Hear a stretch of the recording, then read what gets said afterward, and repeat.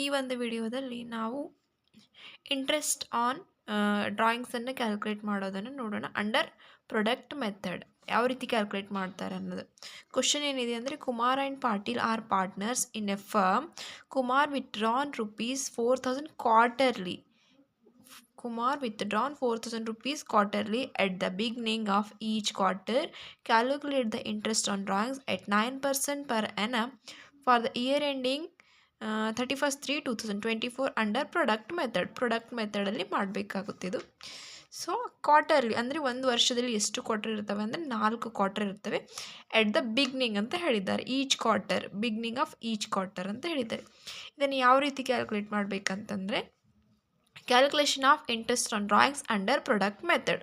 First date, amount, period or month, product. So ಮಂತನ್ನು calculation ಮಾಡಬೇಕಾಗುತ್ತೆ ನಾವು. ಸೊ ಒಂದು ವರ್ಷದಲ್ಲಿ 4 ಕ್ವಾರ್ಟರ್ ಇರೋದ್ರಿಂದ ಮಂತನ್ನು ಕ್ಯಾಲ್ಕುಲೇಟ್ ಮಾಡಬೇಕು. ಆಲ್ರೆಡಿ ಅವರು ಏನಂತ ಹೇಳಿದ್ದಾರೆ, ಬಿಗ್ನಿಂಗ್ ಆಫ್ ಈಚ್ ಕ್ವಾರ್ಟರು ಮತ್ತು ಇಯರ್ ಎಂಡಿಂಗ್ 31/3/2024 ಕೊಟ್ಟಿದ್ದಾರೆ. ಸೊ ಮಂತನ್ನು ಯಾವ ರೀತಿ ಕ್ಯಾಲ್ಕುಲೇಷನ್ ಮಾಡಬೇಕಂದ್ರೆ ವರ್ಕಿಂಗ್ ನೋಟ್ ಮಾಡ್ಕೊಳ್ಳೋಣ. ನಮ್ಮ ಫೈನಾನ್ಷಿಯಲ್ ಇಯರ್ ಯಾವಾಗಪ್ಪ ಅಂದರೆ 1/4/2024ಗೆ ಸ್ಟಾರ್ಟ್ ಆಗುತ್ತೆ. ಇಟ್ ಮೀನ್ಸ್ 1/4ಗೆ ಸ್ಟಾರ್ಟ್ ಆಗುತ್ತೆ, 31/3ಗೆ ಕ್ಲೋಸ್ ಆಗುತ್ತೆ. ಸೊ ಇವಾಗ ಇಲ್ಲಿ ಏನು ಕೊಟ್ಟಿದ್ದಾರೆ, ಎಂಡ್ 31/3/2024 ಆಲ್ರೆಡಿ ಮೆನ್ಷನ್ ಮಾಡಿದ್ದಾರೆ. ಸೊ ಫೈನಾನ್ಷಿಯಲ್ ಇಯರ್ ನಮ್ಮ 1/4ಗೆ ಸ್ಟಾರ್ಟ್ ಆಗೋದ್ರಿಂದ ನಾವು 4ಲಿಂದ ಸ್ಟಾರ್ಟ್ ಮಾಡಬೇಕು. So April, May, June 3 ಮಂತ್ಗೆ 1 quarter ಆಗುತ್ತೆ. ನೆಕ್ಸ್ಟ್ ಜುಲೈ, ಆಗಸ್ಟ್, ಸೆಪ್ಟೆಂಬರ್, ಇಲ್ಲಿ ಇದು 2, 1 2 3 3 1 2 3 4 ಅಂದರೆ 4 ಕ್ವಾರ್ಟರ್ ಆದವು ಒಂದು ವರ್ಷದಲ್ಲಿ.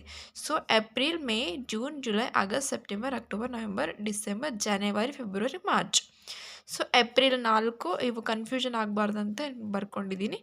4, 5, 6, ಜೂನ್ ಅಂದರೆ 7, 8 ಆಗಸ್ಟ್, ಸೆಪ್ಟೆಂಬರ್, 10, 11, 12 ಡಿಸೆಂಬರ್, 1 ಜನವರಿ, 2 ಫೆಬ್, 3 ಮಾರ್ಚ್.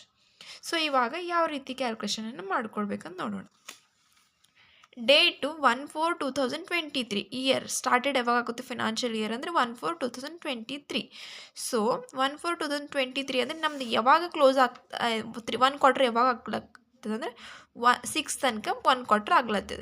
ಅಂದರೆ ಏಪ್ರಿಲ್, ಮೇ, ಜೂನ್ 3 ಮಂತಿಗೆ 1 ಕ್ವಾರ್ಟರ್ ಆಗುತ್ತೆ. ಸೊ ಹಾಗಾಗಿ 1/4 ನಾವು ಸ್ಟಾರ್ಟ್ ಮಾಡಿದಾಗ 31st ಎಂಡ್ ಯಾವಾಗ ಆಗ್ಲತ್ತೆ 31st ಅಂದರೆ 12 ಮಂತ್ ಆಗುತ್ತೆ ನಮಗೆ. ಸೊ ನೆಕ್ಸ್ಟ್ ಕ್ವಾರ್ಟರ್ ಇಲ್ಲಿ 3 ಮಂತ್ ಆದ ಬಳಿಕ ನೆಕ್ಸ್ಟ್ ಜುಲೈ 7 ಸ್ಟಾರ್ಟ್ ಆಗ್ತಿದೆ. 7 ಜುಲೈ ಅಂದರೆ 1/7/2023.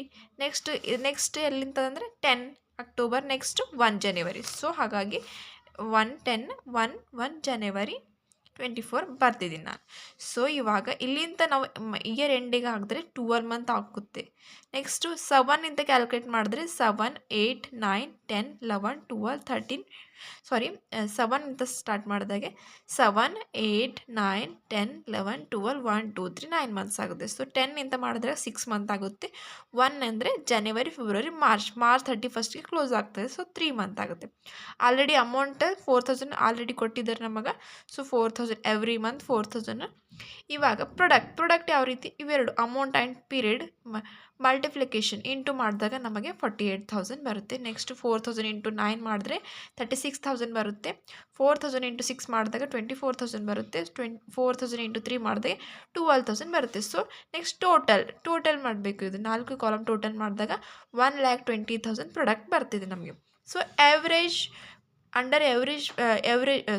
ಪ್ರಾಡಕ್ಟ್ ಮೆಥಡ್ ಮಾಡಬೇಕಂದಿದ್ದಾರಲ್ಲ. ಸೊ ಪ್ರಾಡಕ್ಟ್ ಮೆಥಡನ್ನು ಫಾರ್ಮುಲಾ ಏನದಂದರೆ, interest is equal to total product into rate into 1/12.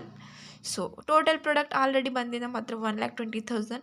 9% rate of interest 9% ಕ್ವಶನಲ್ಲಿ ಮೆನ್ಷನ್ ಮಾಡಿದ್ದಾರೆ. 9% ಅಂತ ಮೆನ್ಷನ್ ಮಾಡಿದ್ದಾರೆ. So 9% divided by 100 into 1/12.